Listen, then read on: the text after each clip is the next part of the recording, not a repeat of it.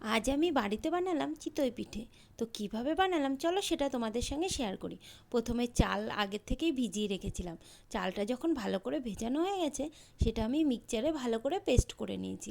মিক্সচারে তো প্রথমে দেখলাম ভালো পেস্ট হয়নি, তাই আবার পেস্ট করে নিলাম। এবার দেখো কি সুন্দর পেস্ট করা হয়ে গেছে। এবার আমি একটা সাজ নিয়ে সাজে ভালো করে তেল মাখিয়ে দিলাম ব্রাশ দিয়ে। এবার আস্তে আস্তে করে চালের যে পেস্টটা বানিয়েছিলাম সেগুলো সাজে একটা একটা করে দিতে লাগলাম। দেখো অলরেডি আমার সব কটাই দেওয়া হয়ে গেছে। এবার আমি একটা ঢাকনা দিয়ে ঢেকে দিলাম।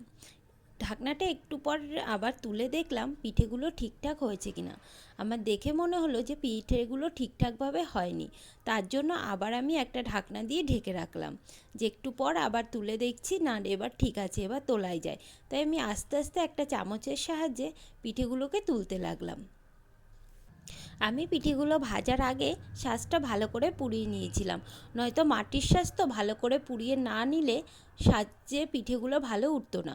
তাই যেহেতু শাঁসটা আমি ভালো করে পুড়িয়ে নিয়েছি, তাই আমার পিঠেগুলো তুলতে কোনো অসুবিধা হয়নি। আমি ইজিলি পিঠেগুলো তুলে নিতে পেরেছি। তাই এবার আমি পিঠেগুলো আস্তে আস্তে একটা পাত্রে রেখে দিলাম। অনেকে বলে সাজের পিঠে নাকি গ্যাসে করা যায় না, কিন্তু আমার তো করতে কোনো অসুবিধা হয়নি। আমি তো খুব ভালোভাবেই সব পিঠেগুলো করে নিয়েছি। আর আমার এইটুকুই চালের গুঁড়ো রয়েছে। এবারই লাস্ট, এটা ভাজলেই আমার সব পিঠেগুলো ভাজা হয়ে যাবে। তাই তাই আমি আবারও ব্রাশ দিয়ে ভালো করে তেলগুলো ব্রাশ করে নিলাম সাজে।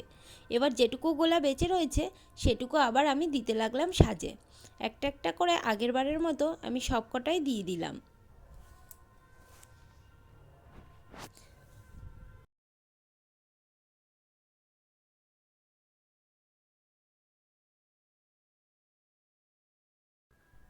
এটাও ভাজা আমার হয়ে গেছে, তাই আমি সব পিঠেগুলো তুলে নিলাম। তোমাদের কার কার চিতই পিঠা বা সাজের পিঠে খেতে ভালো লাগে অবশ্যই কমেন্ট করে জানাবে কিন্তু।